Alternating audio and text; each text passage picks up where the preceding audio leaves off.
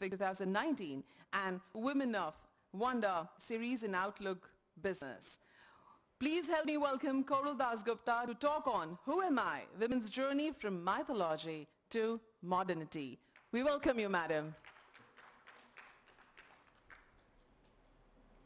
We are less, but yesterday also I told you we can create the effect of many. Can we have a big round of applause for her? Thank you. All yours. My charge. Oh.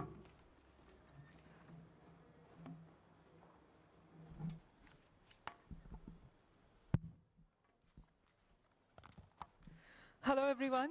Thank you so much for joining me this evening, and it makes me very proud and very happy to see so many of you here this evening to interact with me. And let me tell you that I will be talking to all of you about the topic that I am supposed to, but I would encourage questions and interactions, preferably after I am done with whatever I have to say, because if I am interrupted in between, I forget what I was saying. So you interrupt and I might start with something completely different from what I was saying. So very nice to see all of you. And I am keeping this diary and a pen in front of me because when I talk, I have this habit, a lot of talk is impromptu. I have this habit of suddenly coming up with a new thought and I start scribbling that down. Please bear with me when I do that and if I do that. So, to begin with, my topic is, as it is written, Who Am I? Women's Journey from Myth to Modernity. Who am I? This particular question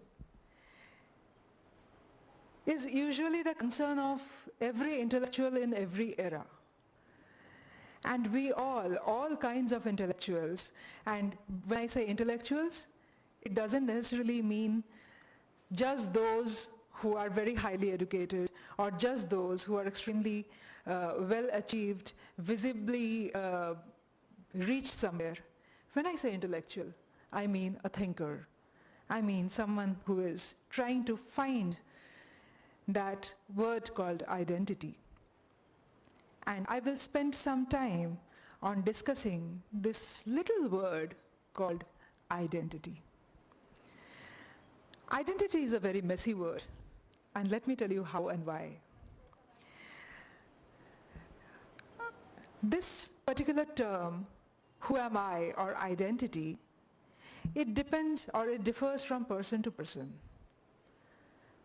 How small are you comfortable with? If I give you 3 minutes to think about who am I, and then I give you 3 minutes to tell me who you are, you will find it very difficult to fill those 3 minutes with. Either you will have only one sentence to tell, your name, your affiliation, and probably a little about your family, if at all, achievements, if any. Otherwise, you'll probably have 10 pages of your CV to read. But making sense in 3 or 5 minutes is, and that too effectively, is very difficult. Because one, sometimes it becomes very difficult for us to agree to who we are. And it often happens if you are a thinker. How small are you comfortable being? Or how big do you look forward to yourself being? These are messy and difficult questions. You know, so I am an author. And in this big world, I belong to one country, which is a fraction of the world. So my population, the population to which I am claiming my belonging to, is reduced. Now in this country, which when I look at it is huge, I am an author. I have brought my identity down further. Now when I look at it, I am not even a dot in the entire world, right? But then if you ask me who am I have a website, I have a CV, I have a lot comes to seeking that sense of belonging, that I cannot be just this. I remember a very interesting quote by Javed Saab. He said, "मैं यूं ही मर जाने के लिए पैदा नहीं हुआ था." That is a crazy sense of belonging. That यूं ही मर जाने के लिए पैदा नहीं हुआ था. I have a lot to do. And the same thing is said by another poet from another culture, Robert Frost, when he says, "Miles to go before I sleep." Right? So, it depends upon, first, which point you are. Now, if you try to find that sense of belonging, जो हमें बचपन से सिखाया जाता है, that how do you identify yourself, how do you find your sense of belonging? You will probably be you will first identify with your family. After that, you will identify with your language, then with your state, then with your country, then South Asia, Asia, and then the rest of it.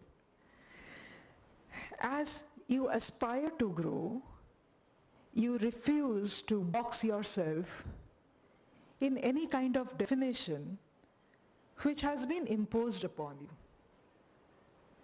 And identity is an imposition, where you are supposed to put yourself in that box where certain cultural, religious, caste-based, language-based, there are certain to-dos and not to-dos. What you speak in this language becomes something else in that language. What you do in this culture becomes something else in that culture. So identity gets messier the more you try to find yourself into it. So now that, and if you look at present day, the world, the media, the social media and otherwise, everybody is seeking their identity in whatever way they can. And the most difficult part of pinning yourself down into that identity, into that belonging is how you respond to your present. From Amartya Sen to Amesh Tripathi, from Kangana Ranawat to Swara Bhaskar, everybody is jittered and disturbed because they are not finding that identity, that sense of belonging with whatever is happening today. And why is it so? Because everybody expects certain things. They have their own list of things, depending upon their own thinking. And every thinker is an activist. They want certain ABC things around them to be able to call it theirs. Whenever it is not like what I want, it ceases to be mine. And that creates a disruption. That creates an imbalance in my mind more than anywhere else. And that doesn't allow me to exist in my present. Now, if I find existence difficult in my present, what do? And this is one very typical problem that occurs with with intellectuals more, because we think more. And when I say intellectuals, as I said before, I am not clocking myself into any particular qualification or any particular profession. Intellectuals can be anywhere. Now you feel that your presence is messed up. You want certain things that is not happening. You yourself are one individual who is not capable of bringing the entire change. You have certain people with you, but change takes time. Now there are 3 places for you to go. If you are not happy with your present and you cannot keep away from your present because it disturbs you, there are 3 places to go. One is spirituality. Second is history. And third is literature. Spirituality, because it cuts you off from your outer sense of belonging and puts you back inside. The restlessness, the lack of peace that you experience within yourself, it tries to put that to perspective. History, because that is some kind of absolute truth which you can't change.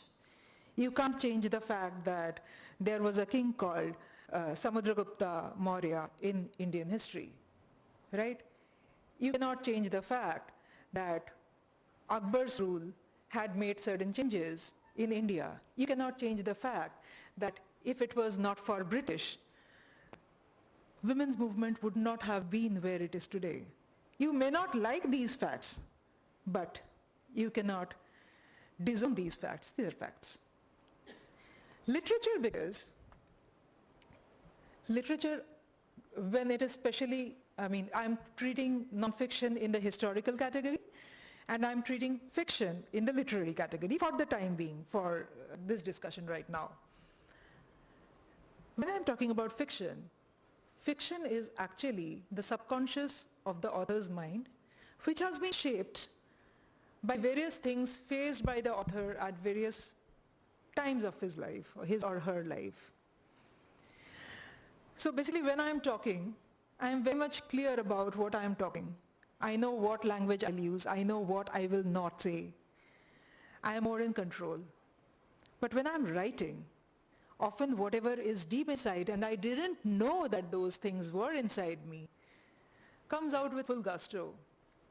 And then when you read the same thing after 6 months, you wonder that, where did this come from? I'll tell you where it comes from. It comes from a state of deprivation.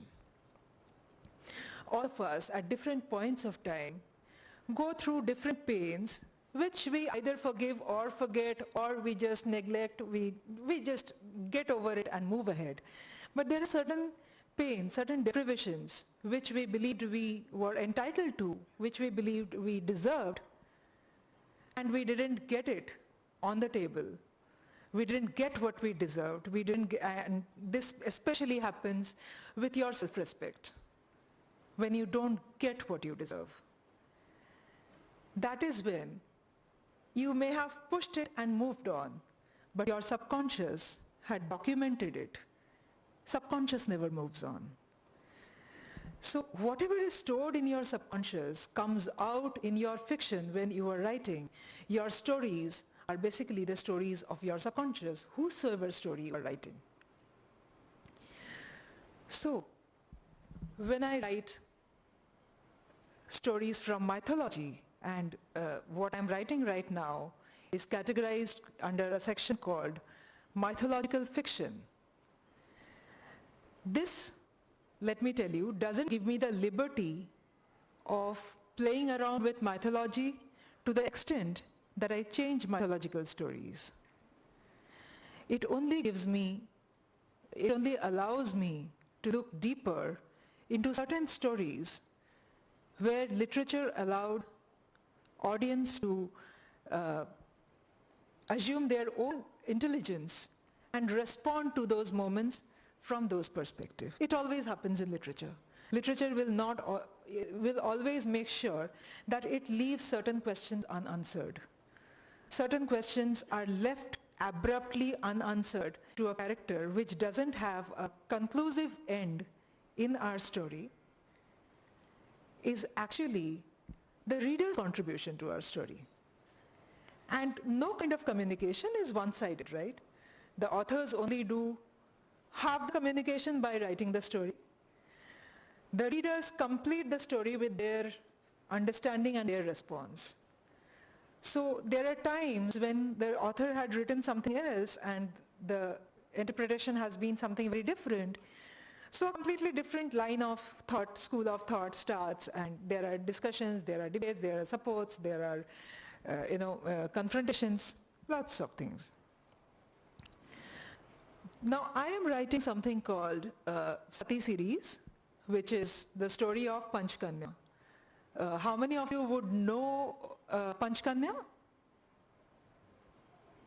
Okay. Panchkanya are the 5 women who are included in Ramayana and Mahabharata. And these 5 women are Ahalya, Kunti, Draupadi, Mandodari, and Tara. Now, one disclaimer here that I will not throw Sanskrit slokas here, I am not a Sanskrit expert. I am a storyteller, so I will only tell stories. Now, these in the Vedas, in the Puranic texts, there is a sloka which says that if you remember Panchkanya and if you worship Panchkanya, if you chant the names of Panchkanya regularly, then your sins are dispelled and you became a spiritually stronger person. Stronger person, not a stronger woman. So anybody can chant the names and you become a stronger person, right? There are two things here. One is the epics are not talking about only woman or only man. Not just the epics, the Puranic texts I'm talking, and I will delve into this part of my talk in a while. Second is, what does this mean? Ahalya, the story is famous because this is the story of infidelity, where she was married to sage Gautam, and she had an extramarital affair with Indra, the king of the Devas. Kunti, who was the mother of 3 Pandavas, the other 2 coming from Madri, her Pandu's other wife. Draupadi, wife of 5 husbands. Mandodari, wife of Ravan, who is said to have married, there are certain texts which say that she married Vibhishan after Ravan was killed, and Vibhishan had to ascend a throne, and since he had escaped from Lanka at that time, Rama said that you better marry because otherwise people will not trust Vibhishan. To bring in the trust factor, Mandodari was married. That is something that some texts say. And then Tara, the most interesting character, who married Bali, Sugriv, who married Bali and Sugriv. So the 2 brothers, both of whom were her husbands. Now this term Panchkanya has been translated by very senior scholars, not by me. Very senior scholars have translated the term Panchkanya as 5 virgins. That got my head completely reeling because virgins, Ahalya, the story of infidelity, Kunti, who got her sons from other men who were not her husband, Draupadi, 5 husbands. Mandodari and Tara you may or may not know, but these 3 to you know. So ye log virgins kahan se hue? And that is when I understood a lot of things. One is that philosophy, any kind of philosophy, and here we are talking about Hindu philosophy, not the religion. Hindu philosophy doesn't give a thing to your body. It doesn't give a thing to anything that is temporary, that is destructible. It believes in recycling. It believes in immortality. Immortality is Deva. And of course, humans are not immortal, right? What is immortal in humans? The soul. So, in philosophy, the body is only a temporary home of the soul till the time the soul is a part of the earth. And after that, the soul escapes the body, leaving the body on the earth to destroy, and then the soul becomes a part of the universe. So, this entire discourse and politics that we have with body is a complete sham. I got to understand that in Hindu philosophy, body doesn't necessarily have any meaning. What has meaning is the purity of the soul, the richness of the soul that cannot be destroyed, and these 5 women are called Panchkanya, or 5 virgins, in spite of the fact that they had partners other than their husbands. They are still called the 5 virgins because they were very clear on their path. They knew what they wanted. They couldn't be deviated from what they believed was their space, whatever be it. While I was coming today, I was talking to Kevin, and we were discussing that half the things that we want as ours, we want n number of things. In this year, I should have this, I should have this, I should have this. And there is a study in philosophy which says, and this is Freudian theory, that most of the things, 99% of the things that you want are actually not what you want. That someone else has. And you have just seen them having, and you started wanting it. They are not yours. And since those things are not what you actually wanted, you cannot fool your subconscious. Your subconscious knows what you wanted, your conscious doesn't. Before I move, just a small break. What is conscious? And what is subconscious? Conscious is Indra, which is fluctuating, which is the impulse, the five senses, comes from Indriya, the five senses. And what is the sixth sense? Krishna. So in mythology, you always see that every time Indra makes mistakes, Krishna goes and corrects him. Vishnu goes and corrects him, brings him out of the trouble that he has caused for himself and the world around. So all the equations come together, right?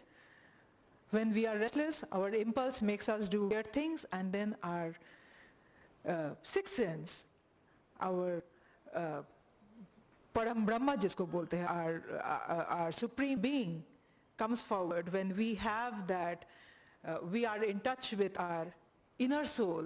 That is when we understand what is right for us, and we correct ourselves. So when half the things are not what we wanted, the God inside, Krishna, knows that what you want. But then you are not in touch with Krishna, and you are faltering. So when the sloka says that spend time with the 5 virgins and all your sins will be dispelled, it doesn't mean that you sit down every morning and chant Ahalya Kunti Draupadi Mandaritara, Ahalya Kunti Draupadi Mandaritara. No, it doesn't happen like that. What the sloka actually says is, and this I have felt, it is something tried and tested, and I have really felt this, what I am telling you. The sloka actually says, spend time with these women. And all kinds of gender politics that may have touched you, that you may have seen, that you may have seen in your life and in the life of your peers and in the world, you will find some kind of documentation in these lives. They have solved everything for you. Just spend time with them, know their stories. And that is where the Sati series comes from. Now, interestingly, the journeys of Ahalya, Kunti, Draupadi, Mandodari, and Tara are so interestingly relevant to the modern world that you find them in some way or the other in the present world. Of course, not exactly the same story repeats, but a lot of things repeat. See, for so many days, in feminist discourses, we had been discussing that don't try to judge the body of the woman. And so many days ago, ancient literature had freed us from that body. It had said that the body doesn't mean anything. It's all in your mind, how clear you are, how pure you are in your mind. And I come from Bengal, which has a completely, the politics of sati has been, I think, as bad as it has been in Bengal, only in one place, that is Rajasthan. So, in the name of women's purity, we have done politics, we have killed, we have raised discourses, and we have created a complete conditioning. Now let me come to this conditioning. Okay, let me before that introduce that when I was writing the Sati series, I figured that the way Ahalya's story was told to me, it is very different from the way I interpret the stories. And a lot lies in the interpretation. Same with Kunti, same with Draupadi. And I say this specifically because when you go to mythology, mythology is deeply metaphorical, rich philosophy. Everything is a metaphor, everything is philosophical. Even Sita is a metaphor, right? So when everything is metaphorical, everything is also dependent upon interpretation, right? The epics have allowed, it has the kind of ingredients where every generation of interpreter has been sustained and given a free platform. And every generation has picked up stuff from mythology and said that this is what mythology says, so this is the text that we should follow, this is rich knowledge, so we should follow. Now our social system has come down through various levels of patriarchy. At different levels, we have crossed different thresholds, but it has never been enough.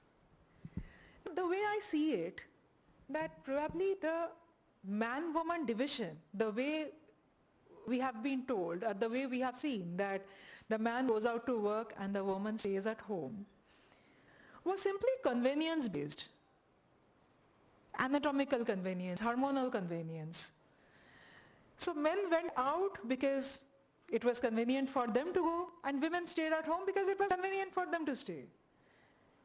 But what happened was, it was society, right? So when men went out, they met more men. A power equation started building up.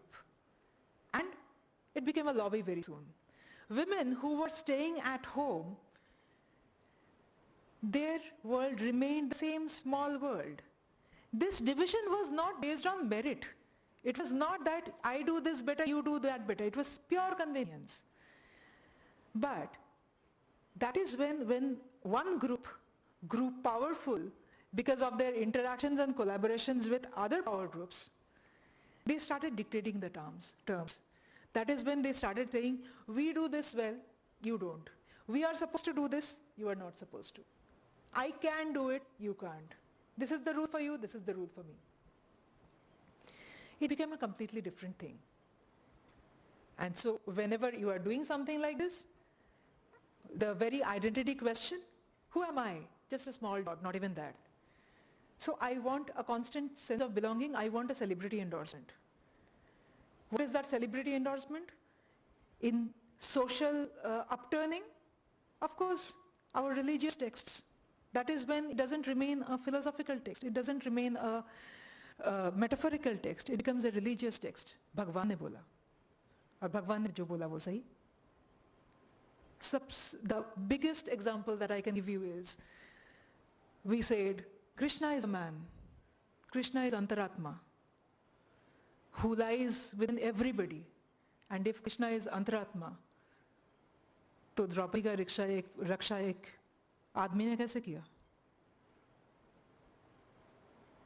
Sita का रक्षा एक आदमी ने कैसे किया? It was the Antaratma, right? The entire story changes. But different phases of patriarchy, while it was passing through different layers of centuries and different layers of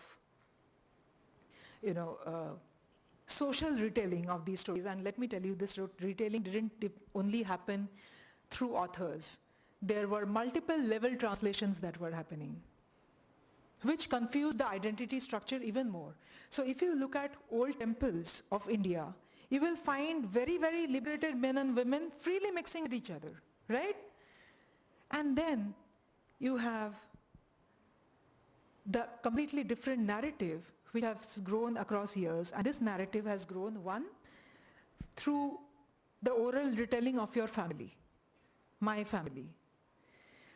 Our parents and our grandparents told the stories in a particular way. Now, when we heard them, we were children and we believed it because they came from the most trusted sources. Also, I don't know whether it happens today, all of these that I'll tell you now. When I was small, घर पे ना calendars आते थे. वहाँ पे कहीं पड़ी हुई होती थी. She is trying to blackmail Dashrath. कहीं पे द्रौपदी का वस्त्रहरण हो रहा होता था. So we thought that Draupadi is all about that Vastraharan. Kaikeyi is all about that. Kaikeyi was a warrior princess who was driving Dashrath's chariot, and she saved him during a war, which got her entitled to those 2 boons which she used at her convenience. ये किसी के parents या grandparents ने बचपन में बताया था? So this is the way the story changes, and the telling which happened through the, and okay, now there was art, as I say, calendar art, general art, which artists of those times were coming up with. There were road shows, there are theaters, cinema. In Bengal we have a culture called, it's a folk culture, jatra. Then I think jatra is quite known in many other parts of India. It is about folk theatre, where the dialogues and the makeup is very loud. Men used to play women, so there was a man playing Sita, there was a man playing Draupadi, right? The stories kept changing and they kept telling certain things. हमारे बचपन में ना बंदर नाच होता था. So there was one Bandar Ram and Bandar Sita. ठीक है? So, and there was a Bandar Ravan also. All these things, you know, the reason why I am telling these things is, these impact your mind. They enter, these are entertainment, right?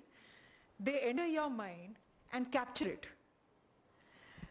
Now, right in the childhood, in Indian households, most of the Indian households, the first stories that we hear as a child are that of Ramayana and Mahabharata. Most of us. Our story hearing or story consumption start with Ramayana and Mahabharata. Now at that tender age, a child is prone to believing. वो सब कुछ भी सुनता है यकीन करना चाहता है, तभी और 10 सवाल पूछता है. Because wherever he finds a discrepancy, he wants to plug that and believe whatever is being told. Because उसके लिए, it's a great mystery, mystic, खूबसूरत, मतलब, you know, a magic. At that stage, when we are ready to believe everything that we are hearing, at that stage, जब stories of Ramayana and Mahabharata बताए जाते हैं बच्चों को, these stories come to you as the great heroic heroisms of Bhishma and Rama and Karna and Arjun. In their stories, somewhere, the women feature peripherally. And what is it? As I told right at the beginning, that storyteller ek had tak bol raha hai. Whatever the story consumer is hearing, that completes the story. The consumer is hearing that these women appear peripherally. They are not leadership material. They do some kind of foolishness, and because of foolishness, great war happens. So there is a problem, right? An identified, looking back at you, red-lighted problem. Problem को क्या किया जाता है? Solve किया जाता है. Society में problem क्या है? Woman. Solve क्या करना है? Woman को solve करो. कैसे solve करोगे? Correct the woman. So this is the entire gender politics that has come across ages, and we have allowed it to happen. Now that a lot of authors, not just me, a lot of authors are working on women's narratives from mythology. And I remember just some time back on Twitter, someone had tagged some of us and said that the exact words were, "Ye log mythology rehash karke kha rahe." So most of us didn't reply. The one who replied was Chitra Banerjee Divakaruni. She said that mythology rehash karne se, we are not rehashing, but whatever we are writing is telling us a lot about ourselves. And I can't agree more. Because when I go back and look at Ahalya's story, I find a completely different story.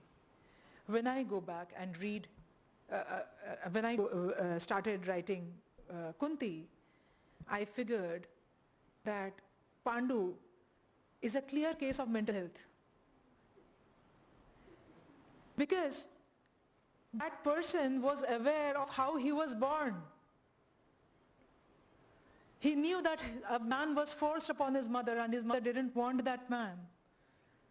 How is that person supposed to grow up pale, right? Underconfident about his sexuality. Yahi tha na Pandu. Nobody interpreted this in the past. Because Kunti के point of view से किसी ने story देखा ही नहीं था. And the more you see, when I was writing Draupadi, it is on my editor's table now, I figure out the journey of Bhishma. You know, when I was told the story of Bhishma as a child, I was told that he was Devavrat. In his teens, he took a grand oath, upar se phool barsaye, and he is known for that great sacrifice.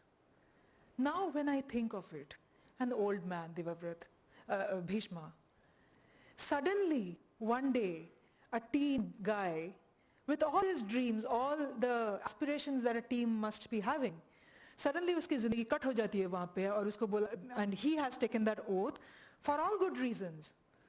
But certain things are not for him any longer. And that probably comes to him later, step by step, layer by layer, that how his life has been boxed with that great oath that he has taken.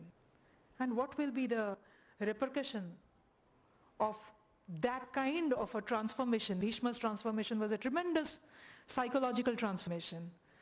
And what kind of a transformation does that do to a man? It kills a man from inside. Not just a man, it kills a man or a woman, whoever it is. So, women's stories don't just remain women's stories. While we see a lot of corners where we see how great a woman these ladies were and what tremendous journey they have taken.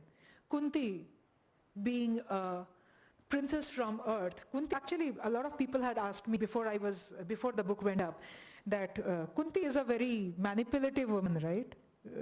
How are you writing? Because in your Sati series, you are supposed to glorify. I am not supposed to glorify anybody. I am not even trying to do that. If I try to do that, it becomes a propaganda. It doesn't remain literature. मुझे propaganda नहीं करना है. But when you read Kunti, I'll give you one very simple example. Two, in fact. One is, Kunti is, you have a problem with Kunti. Most of the people have a problem with Kunti because she abandoned her son, which was her biggest sin, that she abandoned Karna. Now, if you look at that story, whose son was Karna? Surya, right? Sun gods. Sun is that god whose light reaches everywhere. Nothing is hidden from him, right? So all Kunti did was, she left the child in the father's care and went back to her life because she was not prepared for motherhood. In the epics, there are a million instances where sages and kings have left their children in the mother's care. Kunti just did a reverse. Isliye Kunti became manipulative. I found Kunti very ambitious. Motherhood is very ambitious. Kunti as a mother, and now let me talk a little about this motherhood thing. A lot of us relate motherhood only with women's bodies. Anyone, the person who is running this literature forum has birthed this literature forum, right? Has birthed this idea. This is her motherhood. An entrepreneur is a mother, doesn't matter what is the gender. Philosophy talks about Purusha and Prakriti, which is masculinity and femininity in terms of attitude, not in terms of gender, not in terms of body part. These are attitude, these are certain characteristics. Every human being has elements of Purusha and Prakriti both. So philosophy looks at you from that angle. It doesn't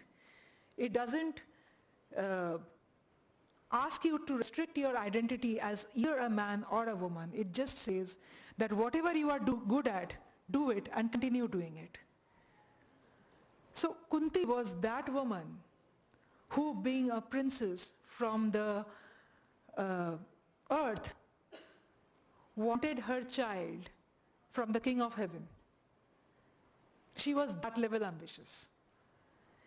But all our childhood, most of our lives, we have heard that Kunti was manipulative. And when actually a woman looks into this story, she finds that ये औरत manipulative नहीं थी, ambitious थी. Ambitious थी इसलिए लोग इसको manipulative बोल रहे हैं, तकलीफ हो रही है. औरत को ambitious नहीं होना चाहिए. I will end this with a very personal story of mine, you know. I have a 9.5-year-old son. And वो जब बहुत छोटा था, 3 साल का, he had some vaccination in his school. And everybody, it was compulsory for everybody to take it. So before he went to school, I just sat him down and spoke to him at length.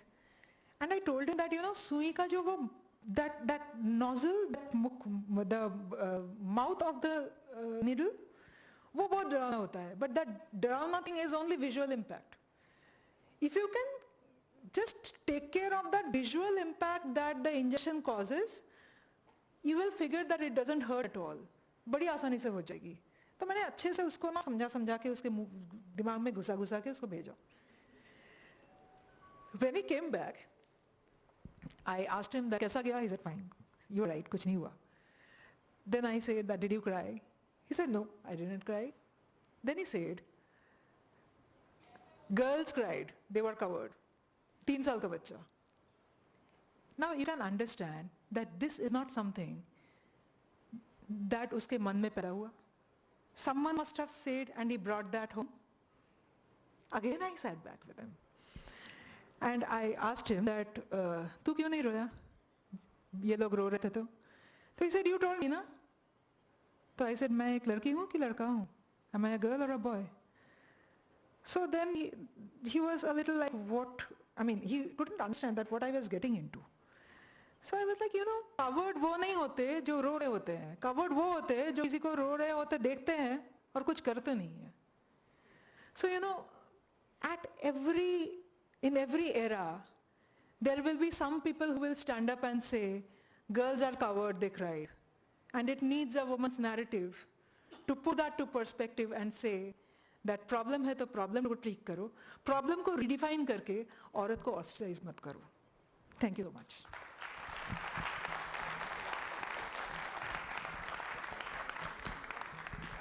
If there is any question, I can, or is it time, should I? We will need to wrap up because we can. I can understand, I can see the time. I'm sorry. Yes. Yeah. Any question from the back? One question? Okay. A lot of the, writing your entire Sati series and all, and like you rightly said in the past, whatever we've heard from our grandparents or just general, popular books with mythology, we don't see the other real side of women. We only know what we've been told, Draupadi is this, Kunti is that. When you wrote your books, did your research, what was the source of, I mean, if hardly anything is written in popular reading, what was your source of research for these books? Where did you interpret, when you interpreted, what did you read that made you interpret this? मैंने research किया ही नहीं. Because अगर मैं research करती तो वहीं पे फंस जाती. I am comparatively well read in mythology compared to many others. So those things are very deeply embedded in me. है मेरे मन में कहीं पे. So when I was writing them, I could, so for example, मेरे दिमाग में एक तो पहले से कोई idea नहीं रहता है. It just came to me like a spark, the very definition of Indra. And I'm very fascinated with this character of Indra for many reasons. So I just could find a different definition and a different story altogether in Ahalya compared to what was said. And then when I started writing Kunti, that story also, structured out, it laid out in front of me, and I just, so that is how it happens. I actually don't have a structure to tell you कि मैं इस तरह से लिखती हूँ, है ही नहीं. Thanks. Thank you. Thank you so much, madam, for taking a little closure to the mythological, beautiful ladies, what we have heard about. એક પ્રશ્ન હવે તમને પૂછવા માંગુ છું. તમારા અને અત્યારનું જે જનરેશન છે એમાં માત્ર એક જ ફરક મને કહો. Anybody? Just one difference between you and this new generation. Even the speakers, authors, anybody can say so. I don't mind, I'm welcoming them. What do you think? તમે અને એમનું અત્યારે જે generation છે, are you guys similar? No, you all disagree. કેમ? કેવી રીતે? Yeah, please, ma'am. Can we have the microphone, please? Yeah, yeah.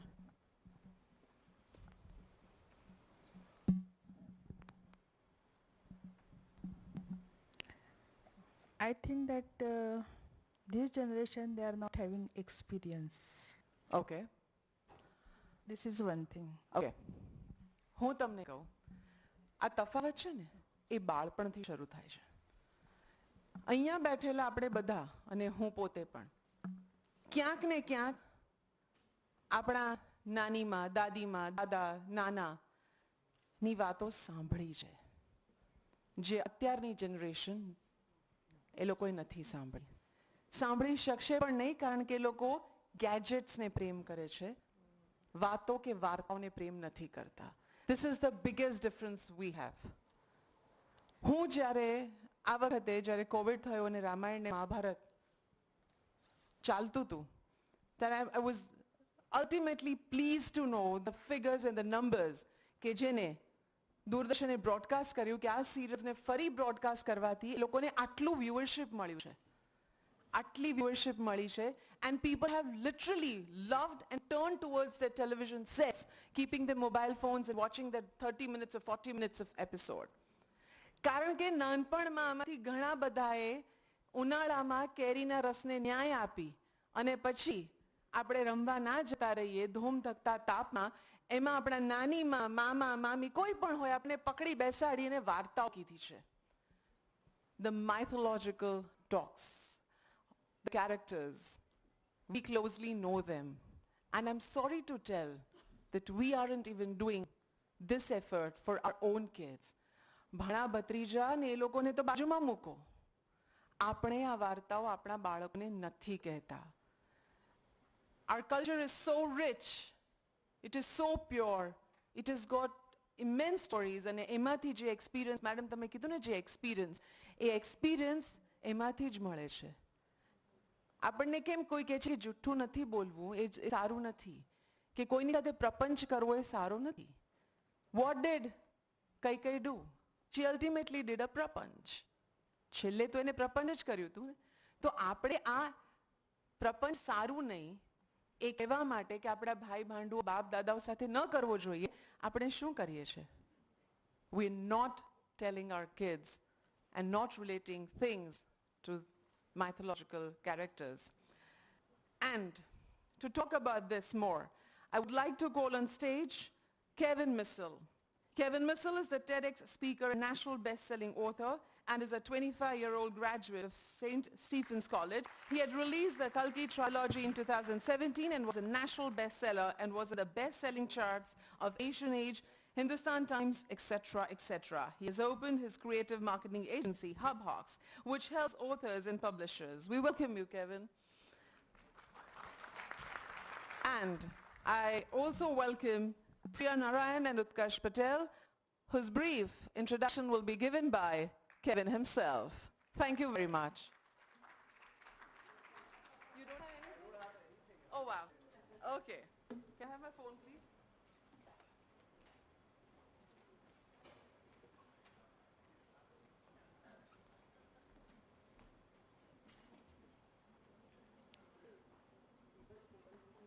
Yeah, I'm calling. Oh, you're there, ma'am. I was to call you in another frame way. That's the reason. Okay. Utkarsh Patel. He is TEDx speaker, corporate professional turned mythologist, and now the author of books in the genre of mythological fiction like Shakuntala, The Woman Wronged, Satyavati, and Kanaki's Anklet. He's a founder member of the Mythology Project, which aims to dig into this rich culture stockpile, piecing together the puzzle of our existence through artificial collections by researching living myths and traditions, conducting public lectures and courses for adults and children. He has regularly conducted workshops and is still continuing doing the same on various mythologies of the world like Greek, Mesopotamian and Norse, besides workshops on the epics of India, namely Ramayana and its myriad versions. We welcome you, sir.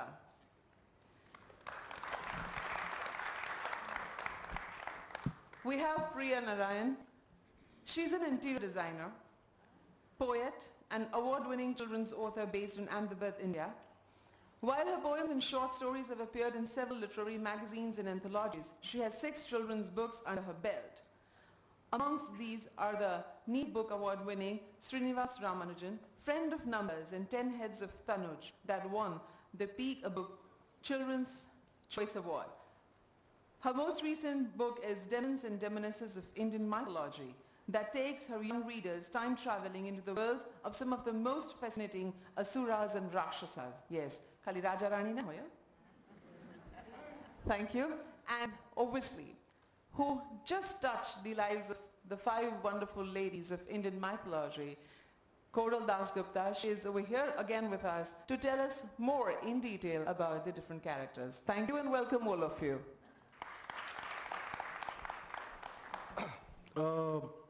First of all, thank you so much for inviting me here. Thank you, Bijal, for actually giving us all this opportunity to be on this stage. I feel so, how should I say, not experienced enough to be on this panel. I think I'm one of those people who write kind of these very flimsy mythology novels, and here all of the luminaries are here and just looking at me as if I will try to be as I'll try to reach your level, all of you guys. I'll try my best to do that. So I was just having a chat with one of the PhD students, just Kushali, and she had asked me this very good question though, which surprisingly, because I've been writing mythology for the last 5 years, has not been asked often to me. Because if that answer always has a very, how should I say, a very personal answer. So what does, and this is going to be a common question, then I'm going to go into the specifics of each author here, but what does mythology mean to you? It's that simple, So I'll start with Coral, and then Utkarsh, and then, acha nahi, okay. नहीं आप बक नहीं रहे थे बड़ा अच्छा बोल रहे थे आप तो but okay, so Priya, if you want to start. Hello everyone, thanks for having me here in this forum. Okay, so I'm not really a mythology expert like, all the 3 of them here. Kevin, you were talking about luminaries. I'm not either. I write for children. I write different genres. So mythology, of course, the latest book is based on that. So I've read a lot. I've researched. Almost 1.5 years of research has gone into it. But I will not talk about mythology from that perspective, the research perspective. For me, mythology is, like Coral was talking about, as children you listen to mythological stories, and for me, mythology is my grandfather. So everything that he told me, during the summer holidays, lying next to him in the Mumbai one-room, house that we had, and the way he told me those stories. So mythology is my grandfather for me. And of course, if I have to step a little away and look at what mythology has done, I think it has opened the doors for magic to enter our lives. And as children, I think that was something which was most important, which is why I enjoyed writing this book for children, because I'm reintroducing that magic, that, larger than life, picture that we have somewhere lost, in recent times. We've become too much of present day people, not looking at things that are possible or we could make possible somewhere in our lives. Yeah, hi everybody. You see, the question is not simple. The very fact that everybody turned apologetic about saying, I'm not the expert, shows itself that it's a very, very tough subject, okay? Having said that, on any normal day, at any of the places where I teach, I would take at least 3 hours to answer that. But I can see the committee members are all showing their eyes saying, no, we don't have 3 years. Mythology is, an ancient subject. It's an ancient story. It's a story which the ancient people were telling because they had a problem. They were not weaving yarns. They were not sitting in the cave smoking something and just weaving out something. No. They were solving a problem, and that problem was always being told through the narrative of a story. It's like this. If you tell a kid, "Jhoot bolna galat hai," and leave it at that, no, he hasn't got the message. But if you tell him the story of the tiger, and how third time when he says the tiger, nobody comes, that message goes home.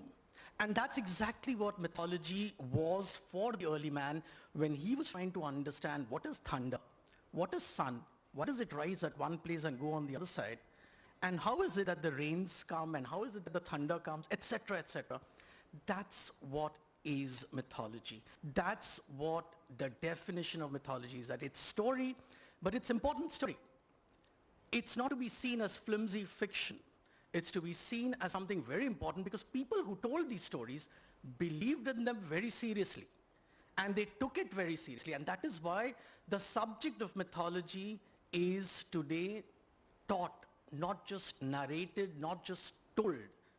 That's what, not because I take it very seriously, but I personally feel that mythology needs a definition, and mythology needs to be taught. It's not just बैठ के कहानी सुनी saying wow, lovely, and let's move on. No, you have to delve in it to understand deeper what it is. See, I grew up for a long time thinking that my religion, my culture prefers timid, obedient women who are supposed to behave in a particular way, sit in a particular way, dress up in a particular way. Mythology helped me to break that notion. Wow, quite a very good answers actually. Very good mythology's grandfather, mythology's story is very important, something, and mythology is a barrier-breaking, study that I think fascinating. So, Priya, as you said that you have written the demons and demonesses of Hindu mythology. It has been just released, if I'm not wrong, by I think October, or yeah, right. So October it just released, and demons and demonesses, asuras, right? They're a very fascinating concept, and many people are really. It's been popularized because of Ravan, and a lot of people know Ravan. That's why people know about it. But when you're writing for children, for instance, as you said that this book was for. Obviously you took inspiration from what your grandfather must have told you, but sometimes what happens is when you're writing about these subject, it can get a little bit preachy.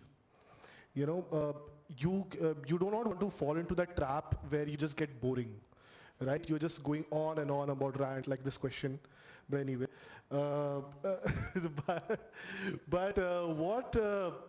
How did you kind of balance it out, because you have to entertain the kids as well, and how did you try to make it relevant for the kids out there, because I wrote a young adult book and it was pretty damn difficult, so how did you manage to do that? So I have had some experience writing children's books, so it was easier for me to attack it, and address that particular audience. Of course, this is for a slightly older audience than the other books that I've written because of the nature of the subject itself, because mythology has its bits of complications. We've already heard, Coral's perspective about it. So I couldn't obviously go to a very young child and talk about it. So it's for a slightly, I think, 12 plus kind of an audience. I think what I have tried to do in this book is, one, look at the bad side of mythology, where you're talking, because a lot of people have asked me the question, why did you want to write about, asuras and rakshasas, why not about gods? But gods have been written to death, everyone writes about them. And the thing is that, like Kul was talking about, how you need to know the gender-wise, the women's perspective of what's happening in mythology, we also need to know the bad person's perspective of what's happening in mythology, And I wanted the children also to know that bad is not really bad. Bad is all about subjectivity. It's about a context, and in that context, somebody is bad and somebody is good.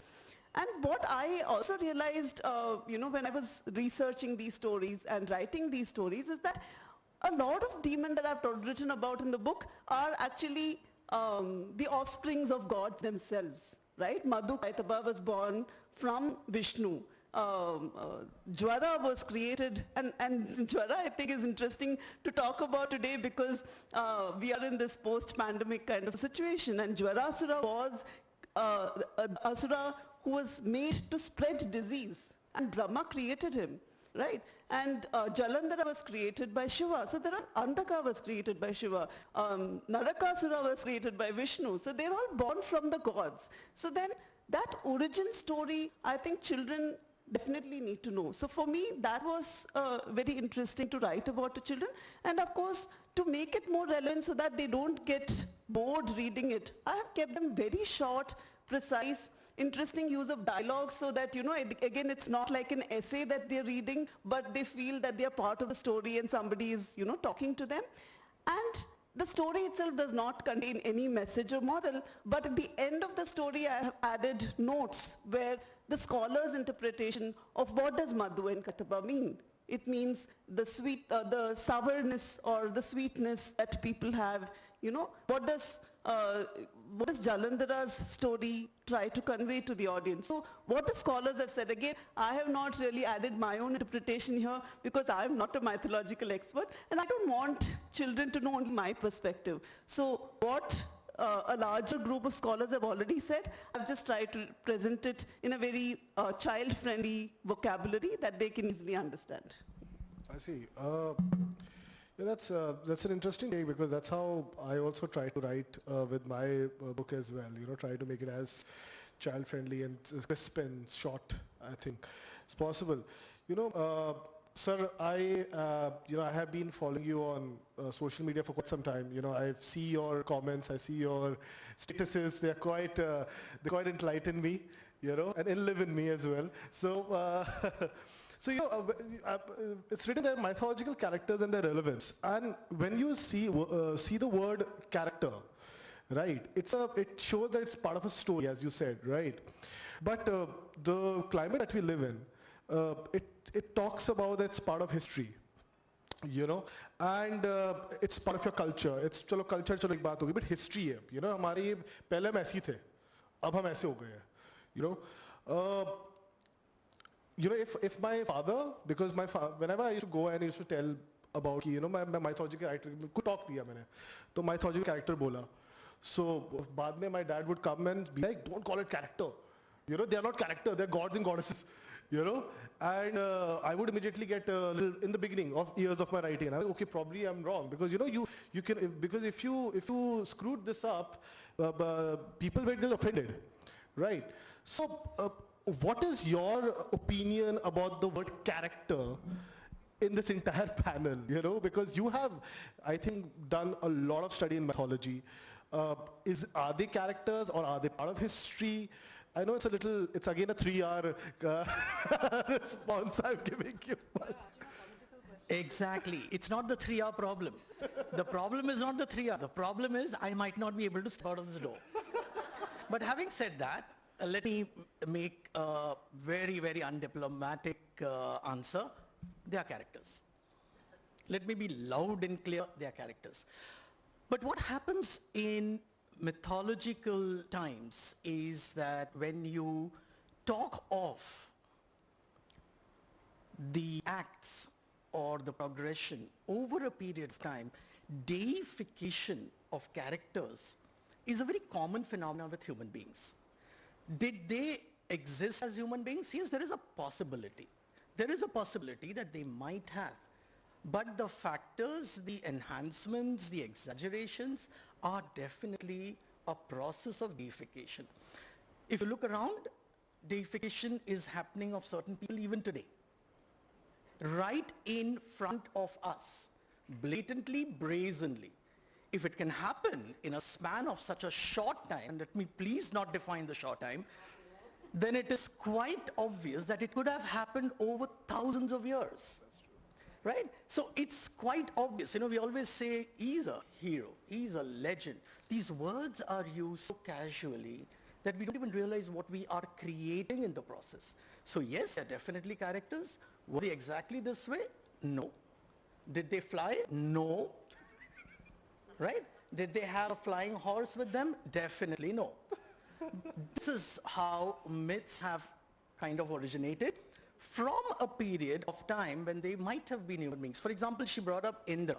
If you look at Rig Veda and look at Indra in Rig Veda, very clearly he belongs to a tribe, belongs as a tribal chieftain. From a tribal chieftain who's gone and done heroic deeds, how over thousands of years he must have been deified to become the king of the gods. So that is a process which happens over a period of time. Just to add, it's happening much faster nowadays. Okay, that was quite. Let's hope you exit the. You can exit from there now. but Koral, I was just listening to your talk, and it was one of the most fascinating. Usually I get really, really bored with long talks and everything, you know. And I was surprisingly. I'm going back to the political question again, because वो characters बोल दिया ना, मेरा पापा याद आ गया मेरे को. But you know, when I'm writing a book myself, you know, what happens is I also read a lot of text. I read a lot of comparative analysis that I do, and I get to know a lot of things that पढ़ा दिख रहा है, जो थोड़ा सा मुझे लग रहा है कि इसको sense बन नहीं रहा है. As you said, flying horses and flying men, right? And then there's the common sense, right? Where, you know, if someone who's looking at it from a very objective standpoint, वो common sense से काफी dots तुम अगर connect करोगे, it becomes a proper good story which talks to you about something which is very important, right? Now, when you were talking about, you know, a lot of things you had discussed, I somehow noticed that you know, when you write a book, you have to kind of create a balance between that common sense and what is out there and what people believe in, right? How tough was it, first of all? That is it. Because the balance is, or did you not go the balance way? You just like went, I don't care, right? The second thing is whether you, because what happens is that we want to respect what we are writing, right? We want to respect the culture that we are writing about. Did that sort of subjectivity came into that? You know, कि यार थोड़ा pull back कर लेती हूँ, you know, in my text. So. No, Kevin, I have not done that, because सबसे importantly, if I don't believe in anything, I can't do it. Yeah. मतलब आपको convince करने के लिए I will not be your friend. आपको convince करने के लिए I will not write something and tell you that आपको अच्छा लगेगा पढ़ लो. वो मुझसे नहीं होता है. So I write only what I believe in, and mythology is one such area which has space for everybody. I come from somewhere, मेरे लिए जगह है, इनके लिए जगह है, आपके लिए भी जगह है, इनके लिए भी जगह है. From whatever universes we are coming from, the way I look at mythology, अब सारे gods and goddesses देखो, किसको भी पकड़ो, they are all parts of nature, and nature तो चिरंतन है ना, it's infinite, हमेशा से रहा है. So when you say that ये relevant है क्या, हाँ है, हमेशा था. And mythology or philosophy or Hinduism treats nature as more powerful than humans. वो तभी था, आज भी है. तो मेरे लिए बहुत ज़्यादा अपने आप को निचोड़ने की ज़रूरत नहीं पड़ी, because it fell into my belief system. I also believe that nature is more powerful, और हम सबको, मैंने all of us who believe that nature is just a flower जो हम तोड़ के कुचल सकते हैं, वो एक दिन हमें कुचल देगा. But I also believe, and this is not just a belief, ये मेरी ऑप्टिमिज्म कह लो या बहुत मेरा पढ़ाई कह लो, माई रिसर्च कह लो. I believe in the recycling power of the spiritual world, which is Shiva, Kala, or Kali. Time, आप गलत सोच के कुछ करोगे, आप सोचोगे कि आप मुझे मार दोगे और मार दिया, लेकिन उस चीज़ को रिसाइकल करके आके मेरे मतलब you kill me, that will be recycled in a way that something positive will come out of it. I believe in that. And that's what I write. Wonderful, wonderful. I think damn good. Round of applause. खुद ही आ गया वैसे तो चलो. Wonderful. So Priya, you have just forayed into the mythological sphere. Se pehle you were writing other genres, and you know, sometimes what happens is that when you are writing this new genre, right? When I started mythology, I was like, wow, ये भी था. You know, ये भी था, ये तो मुझे पता ही नहीं था, ये this was part of it, right? And it just opens up your horizons, you know, which, like I wrote a book on Karn, and I got to know so much about Karn, which was popularized as he was shown as an anti-hero, he was shown as a hero, but actually when you look at the original thing, you get to a totally different picture about him, which is surprising was for me as well. So, you know, you wrote a lot of, took a lot of characters.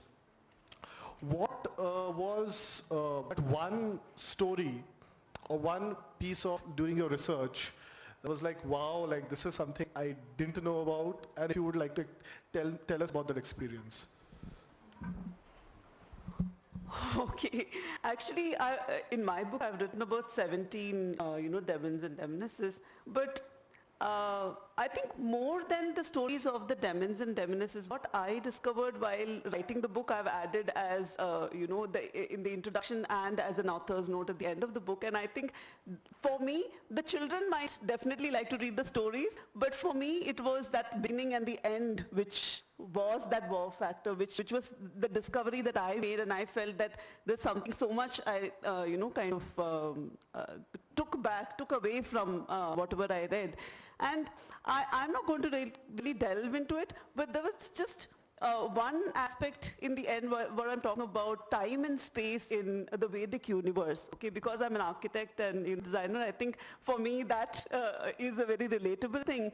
So I like the way time has been imagined, you know, the number of years we talk about, you know, as normal human beings, and the 4.2 billion years which make up a Deva year, okay? I think that kind of expanse of thought that can even imagine such a large number, you know, and imagine somebody living for such a large number, that was fascinating. Again, space in the time, in terms of, you know, how huge these asuras were, you know, like Hiranyakashipu and Hiranyaksha, they were supposed to, their crowns were supposed to touch the clouds. So, you know, can you imagine somebody walking, you know, so that's equally fascinating for children. So time and space, the way somebody has imagined it, which is why I don't really like to humanize mythology and bring it into current day, the world that we are living in. I like to leave it in that magical realm, because we can imagine that kind of space, that kind of time. And of course, the one aspect which I was really fascinated by was the idea of, you know, one, of course, interpretation of how the universe origin actually occurred. So the story talks about how it was Mahavishnu, you know, lying in the Garbhodaka ocean on Anantashesha, and every time he inhales, the entire cosmos gets destroyed, and every time he exhales, a new, you know, universe is created. And I find that, you know, every time after that, every time I take a breath, I'm not joking, I'm thinking, oh, I'm, you know, destroying some microbes around me. And every time I say, oh, I'm creating something, that really left me fascinated. Very good, very good. Wonderful. So this question is towards both of you guys, actually, Utkarsh and Koral. I think Utkarsh, you can start with it. I think it was probably, around 2011 when 2010 or 11 when the new wave of mainstream mythological fiction just entered, right? I think obviously Chitra Banerjee had written Palace of Illusions, but Amish started this huge wave, and now I'm sure everyone, mythology agar aata hai dimag mein to Amish aata hai, that is one thing, right? So he started this wave and a lot of people joined that bandwagon, and वो जो हम पहले पढ़ते थे mythology, वो धीरे धीरे कुछ और वो started to morph into something totally else. Totally different stories started coming out, fictional retelling started to come out. कुछ connection था वो match नहीं कर रहा but तब भी आ रहे हैं. So as a mythologist, as someone who has been, as well as Coral, as someone who wrote mythological fiction, as you had told here, what do you think that we are on the right path, or do you think we should tone down a bit, or or should we just let it be the way it is because that's the freedom of speech? That's how we should be. So what are your opinion on it? The wave, everything. Mythology has space for everybody. आप जिस तरह से चाहो देख सकते हो. The entire thing is a game of interpretation. You can interpret it the way you want, and and it can be interpreted in so many different ways. I think Utkarsh is doing more of a literary interpretation or literary relooking into the texts. Mythology is used in B schools, right? It is used in so many contexts, gender studies. So it is all about how you want to interpret it and how you want to break the metaphors into simple contexts. So I don't see that there is any challenge there unless you want to create one. But in society, especially in social media, I see a lot of stupidity happening with mythology from every kind of colors. But I have a very simple thing, it is as simple as this and it can be as complicated as that. And that simplicity is that Gujarat hai, entrepreneurship sabko aata hai, right? Lakshmi and Vishnu. Lakshmi is prosperity and Vishnu is resources. One incomplete without the other. Gender unity? सारी औरत को आती है gender unity घर पे? नहीं पूछते हैं, छोड़ो. Shiva and Uma. When Uma is killed, Shiva does Tandav. When you separate the male force and the women and the feminine force, masculine force and the feminine force, Tandav happens, which is destruction. So it is as simple as that. And it can be made as complicated as it doesn't reach anywhere.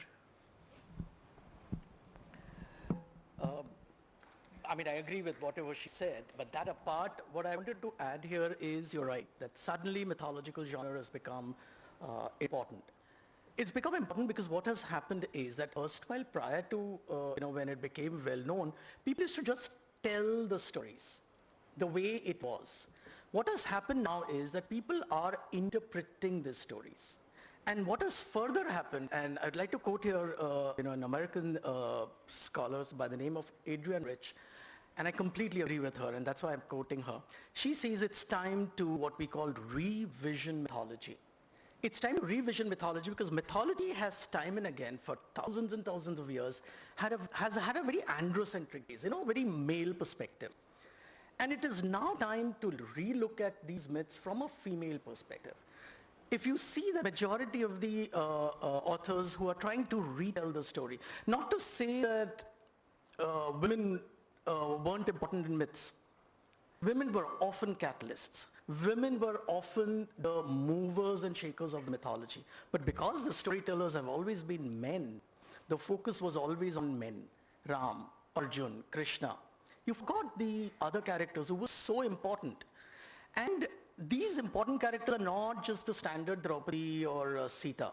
There are many, many characters who've been nicely pushed under the carpet and not brought out. And I think what many of the authors have started doing is brought those stories up, read, reread, researched, and brought up stories to bring out the actual significance of some of these characters. Shakuntala, Satyavati, Ahalya, all these characters have their own stories which were just not told either because people didn't know or people were not sure if these stories will work. And I think the new crop of authors just don't care they'll work or not. We tell them, you like it or not. Some of the things that maybe what Coral writes, what I write, might not be palatable. We are not saying stuff to please people. We are telling things as it is. You've got to gulp it down because you've not had the guts to take these stories before.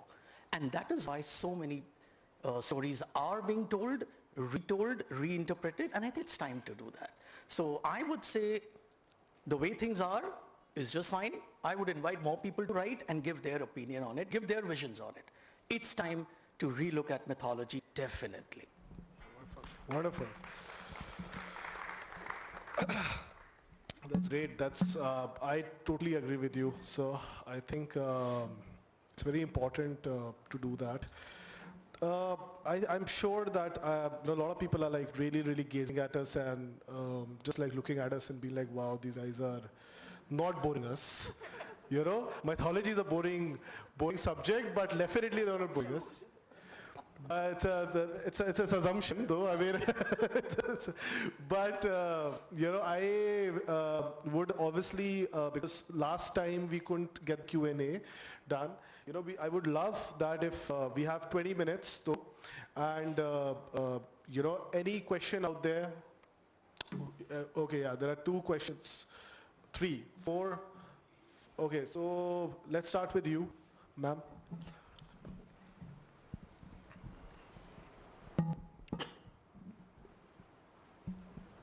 And if you can address to whom the question is also. Yes, it's Yeah. to sir. Okay. I agree with what you just said regarding how we are now looking at different perspectives who were previously neglected in a way, right? Would you say that it also reflects, like, because we always say that literature is a mirror to the society. So would you say that it reflects our society in a way where we now have more space, probably, which we didn't have earlier? Like you said you're not making it palatable, but I think that for people like me, I'm a teacher, and I have seen so many of my young students now reading mythology, which they would not have done with the text that we had. So I think it is in fact making it more palatable. So is it also that they appreciate probably, and that's why more writers are writing this way? I just wanted to make that point. I think the way to look at it is that lately, in the last period that Kevin was talking about, people have started seeing mythology in a new light also. Earlier, we had bracketed it with religion and thus touch me not. But youngsters are now willing to see mythology in a different way because there is much more to understand in it. And that's why I think more and more people are beginning to touch it, because if you tell them, ye Bhagwan ki kitabein hain, iske bare mein baat hi mat kiya karo, then they will not read it. But they've realized that the stories that some of us are saying are so human and so believable, why not read it? And I think that's why people are reading. And I use the word palatable. I'm saying palatable because certain segment of the people are not very comfortable reading what some of us are writing. That's what I meant. Otherwise, yes, there is consumption. Otherwise, probably none of us would be sitting here on this desk, on this stage, I mean. Yeah. All right. So, second question. I'm sorry, I think we should also ask you the name of the interview as well. So name and the question that's, yeah, who? Okay, yeah, the question is, yeah, okay, sorry. So third one will go to you, okay, ma'am? Yeah, that's okay, it's okay, you can, yeah. No. The name, your name also, ma'am? I'm Nina. I specifically wanted to ask Utkarsh, good to see you in person. Hi. No, I was listening to all of you, but yes, I agree, because there's a lot of difference in the narratives as told by people as compared to what is actually written in the Purans or the Bhagavad. You were talking about Jalandhar, people talk of Tulsi Vivah, but not many know the actual story of Jalandhar. After मैंने specifically पूछना है about Shakuntala, because Shakuntala written by Rishi Vedvyas and written by Kalidas. are very, very different. Yeah. The original, because Shakuntala was actually a very, very strong woman. I wonder how many people actually know the story of Shakuntala as written by the Rishi Vedvyas. If you can... So, you know, when I first started working on that, that was my first book, so it's also my first love. Not Shakuntala, I mean the book. When I started writing that, I realized that all of us have been brought up to know or to learn, to think that Shakuntala was written by Kalidas. And Shakuntala was a dance drama, you know, written in the best of the poetic format. A damsel in distress, crying copious tears, left in lurch by the man who just had a temporary amnesia. Kalidas's version. But Vedvyas is, when he created this character, she was very, very different. She was an individualistic woman. She had a mind of her own. She could take her own decisions. If you look at her character, it was so very different. And that was so impressive because here is a Shakuntala who calls out the bluff of Dushyant in his court and calls him names which an ordinary woman who hasn't stepped out of the ashram in her life has the audacity to do that. And I think that's the strength of a woman. See, unfortunately, when we talk of strength of a man and a woman, we expect the woman also to fight dragons and kill demons. No, not necessary. A woman's strength has to be very, very different. And it ought to be. And Shakuntala displayed that strength in the court of Hastinapur, which is, you know, one of the largest kingdoms of its time, simply going and calling him names and making him accept the fact in front of everybody that yes, he did marry Shakuntala. Question is then, why was it so different? And why was this story not known? Because if Shakuntala's Vyasa's character, and remember all the other characters are so well known. We have Amba coming up, we have Kunti coming up, Satyavati coming up, Draupadi coming up. But this story, because it got so famous thanks to Kalidas, and it's a small version in the original, that this story somewhere got lost. And I felt that maybe that's time to tell the story that here is a woman, and her position is so modern. Her position is so modern. There are men who have one night stands with women and they leave, and here is a woman nursing the kid, hoping like hell that she'll get a call from a man. She doesn't wait. She simply takes a time, waits up to a point of time, lands at the court, calls his bluff, and makes him accept. Now the question is, why did it change? There are numerous reasons. Now, one of the simple reasons I'll give is Kalidas was a court poet. And to create a Nayak who's a Kshatriya and not a very great character probably would get him into trouble, right? So obviously he changed the narrative completely. But I'm glad people are now reading about Shakuntala and do read the character. She's absolutely brilliant, absolutely strong, individual, modern woman is how I would call her. Thank you. Because I had remembered Rishi Vedvyas, Shakuntala. I read Kalidas's much, much later. Thank you. Also, your book is available in all stores as well as all the online portals as well, correct? Great, wonderful. So, okay, great. So guys, any other question? Yeah. Oh, so can I, because, you know, Ma, please. Your name as well as who the question is directed to. Hello, thanks for making our evening so meaningful. Ma'am आपने nature की बात की थी, तो मेरा एक perception, जब हम माइथोलॉजी एंड इस रेलेवेंस की बात कर रहे हैं, तो when I get the chance to talk to youngsters और चिल्ड्रन, मेरा एक इंटरप्रिटेशन ऐसा भी है कि this entire world is after save environment, तो हिंदू माइथोलॉजी स्पेशली एनवायरनमेंट को काफ़ी प्रमोट करता है. जैसे हम नदी को माता बोलते हैं, हम दरिया को दादा बोलते हैं, हम पर्वत को पिता बोलते हैं. एवरी गॉड और goddess have a vehicle of a bird और एनिमल. और हम तुलसी की पूजा करते हैं, पीपल की पूजा करते हैं. तो एज पर माई इंटरप्रिटेशन वो सब इसीलिए वहाँ पे डाला हुआ था ताकि कमिंग जनरेशन एनवायरनमेंट को प्रमोट कर सके और उस हिसाब से आज की जनरेशन को हम अपनी माइथोलॉजी से बहुत आसानी से और प्राउड के साथ अटैच कर सके, कि उनको ये न लगे कि वो कैरेक्टर्स ऐसे कैसे बिहेव करते थे, ऐसे कैसे लगते थे, वो बहुत पुराना है, अभी उसका रेलेवेंस नहीं है। लेकिन जब एनवायरनमेंट की बात आती है तो वो लोग भी बहुत प्राउड से ये बात आगे लेके जा सकते हैं। Can you focus something on this? You know, when the mythological stories were written, I don't think they had these causes in mind. उस टाइम पे ये बिलीफ हुआ करता था, आज एक्टिविज्म है। उस टाइम पे ये एक्टिविज्म नहीं था, यही नॉर्मल था, राइट? सो जो आप वहाँ पे देख रहे हो, that was the inherent Indianness that we have, Indian culture जिसको बोलते हैं। हम लोग एक्टिविस्ट्स हैं, बुक्स में लिखते हैं, फोरम्स में बोलते हैं, उसके बाद कचरा बाहर फेंकते हैं। Thank you. Yes, ma'am. You had a question? Hello. We are very happy to have you here and with so much wonderful speakers. My question is to Priya ma'am.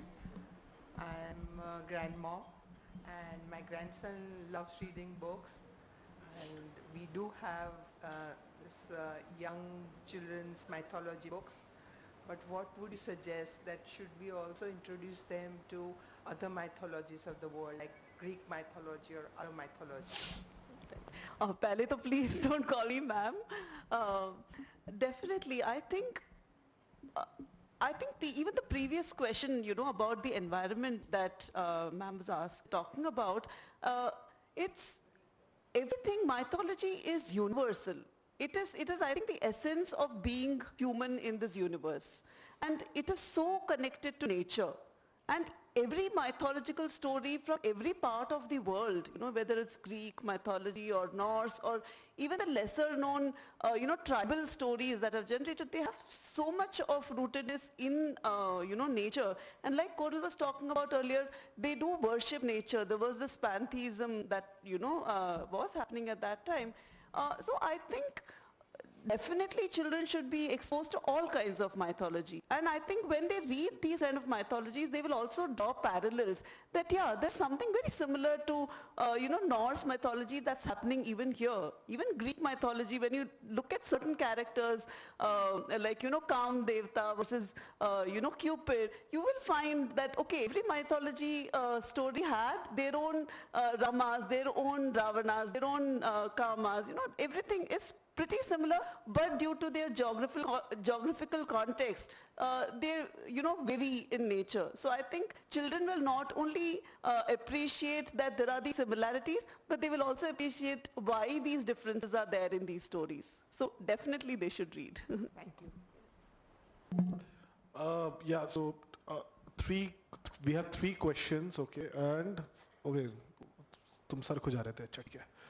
So okay, so we'll start with you, sir, and then we'll go that way, you know. Acha, you, ma'am, okay, you continue. Hello, myself Urmi.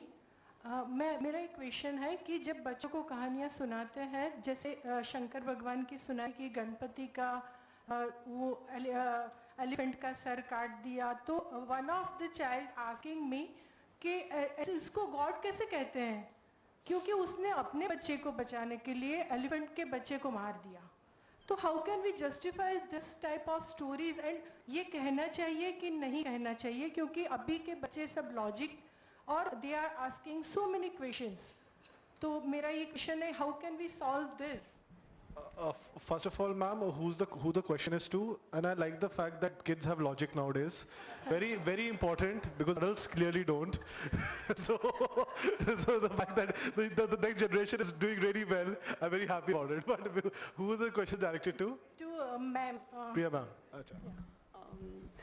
Okay, so I don't have a solution to this, okay, but I think it is important to have these conversations, and I think the children themselves will come out with their own solution.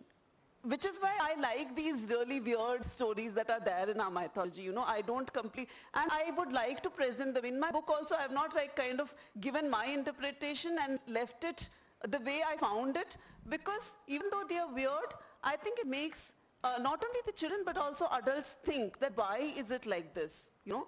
And that thought process is more important than a solution to that.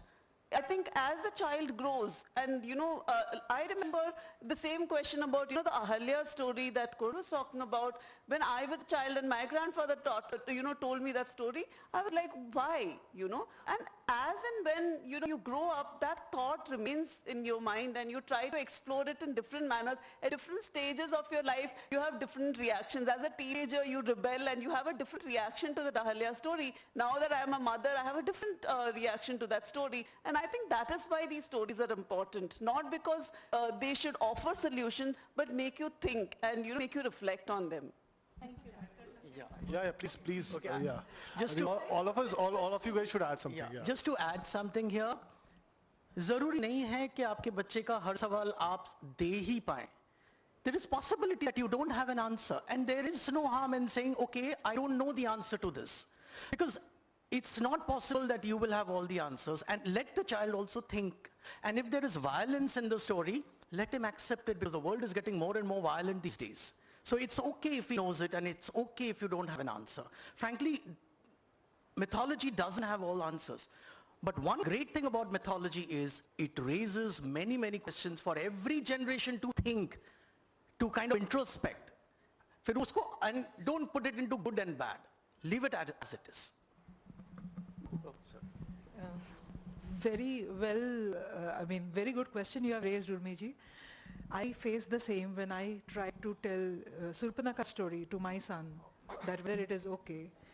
But आपके जगह पे अगर मैं होती, I would have explained to him survival of the fittest theory, simply from the perspective that if you are not more able, then someone can come and take something from you and give it to someone else, and explain that mythology is metaphorical. As Utkarsh said, that every time you may not have every answer, but the fact is, अगर एक बच्चे का सवाल आपको सोचने के लिए मजबूर करते हैं, I think it's good for all of us. Wonderful. So I think, sir, you wanted to ask the question. And what's your name? My name is Yash. And Yash. Yes. Okay. Sir, हम सबको महाभारत में ना Shakuni character को है ना negative बताया जाता है, पर उनकी नजरिए से देखे तो है ना, वो अपने भांजे को आगे बढ़ाने के लिए, राजा बनाने के लिए वो मेहनत करते हैं, जो कि सही है, क्योंकि धृतराष्ट्र है वही राजा बनने वाले थे, पर उनकी जो डिसेबिलिटी के कारण उनको नहीं बनाया गया. तो उनके बच्चे को बनना चाहिए था ना, तो उनको क्यों गलत बताया जाता है? और शकुनी को ऐसे नेगेटिव कैरेक्टर बताया जाता है, असलियत में वो नहीं है, मेरा मानना ये, और आप इस पे बता सकते हैं. ये आपका मानना बिल्कुल सही है, सबका मानना सब सही है. बट ये क्वेश्चन किसके तरफ है? आपने ये नहीं बताया. किसके? मैम या सर? ये मैम दोनों. अच्छा, दोनों बता सकते हैं. अच्छा, शकुनी या दुर्योधन शायद विलेन नहीं कहलाते अगर द्रौपदी का वो कोर्टरूम सीन नहीं होता, ये मेरा मानना है. Because before that everybody was trying to reach a solution. अब देखिए, पांडव had said that 5 गांव दे दो, उससे पहले खांडव दे दिया गया. They were happy with that, right? They were happy with small things. They were not happy क्योंकि खांडव को इंद्रप्रस्थ बना दिया था इन लोगों ने, right? Now मेरे पास आपसे कम रिसोर्सेस है, और उस चीज़ का अगर मैंने महल बना दिया, और आपके पास खजाना पड़ी है लेकिन आप कुछ कर नहीं पाए उसका, उससे बेहतर कुछ कर नहीं पाए उसका, ये मेरी गलती तो नहीं है ना, राइट? और उसके बाद थ्रू ट्रेचरी आप मेरे घर के किसी को खुलेआम you insult that person, and that too in a court of law जहाँ पे जस्टिस मिलती है लोगों को. You created a complete, you didn't just create a crime, you create a legend of a crime. Shakuni और दुर्योधन इसी वजह से शायद विलेन हमेशा रहेंगे मेरे लिए.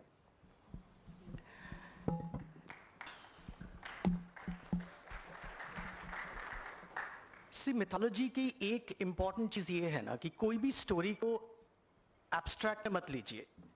एक चीज आपने देखी उस पे उसको जज मत करिए। हम मिथोलॉजी में ऑलवेज पीछे जाते हैं। आपको भी कहानी ले लीजिए, महाभारत देख लीजिए, जब भी किसी के बारे में कुछ बोला जाता है उसके पीछे एक फ्लैशबैक की स्टोरी जाती है। सो जहां तक शकुनी की बात है, मुझे लगता है कि शकुनी शकुनी नहीं बनता अगर भीष्म ने उसकी बहन से जबरदस्ती धृतराष्ट्र की शादी नहीं कराई होती, तो वो आदमी शकुनी नहीं बनता। वो एक भाई है जो अपनी बहन पे जो इंसल्ट हुआ है उसका बदला पूरी जनरेशन से ले रहा है। मेरे ख्याल से यहां बैठे बहुत भाई होंगे जिससे अगर ये जबरदस्ती हुई होती तो उन्होंने कुछ ऐसा ही किया होता। I am not justifying, but I am just giving an explanation here. Wonderful. I literally had chills, you know, when you said, bhai nahi hota.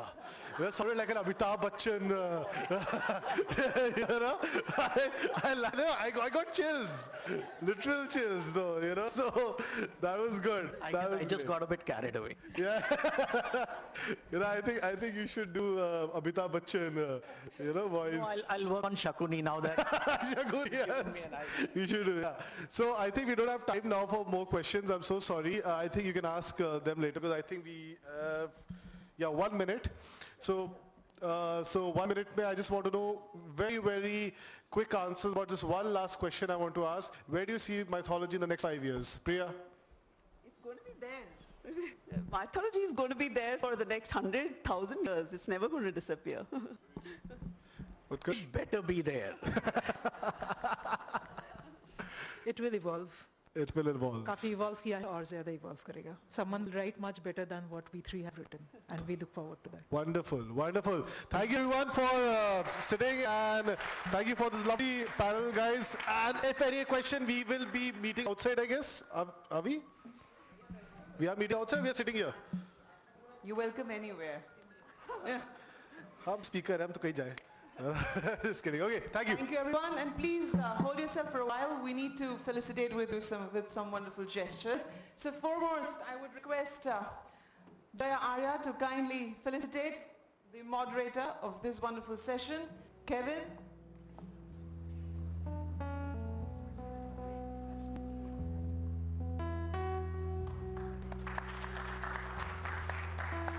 We have Priya Narayanan.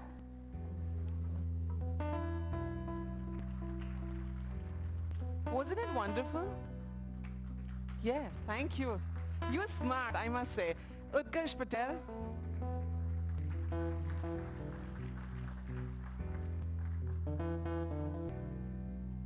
Thank you. Coral Dasgupta.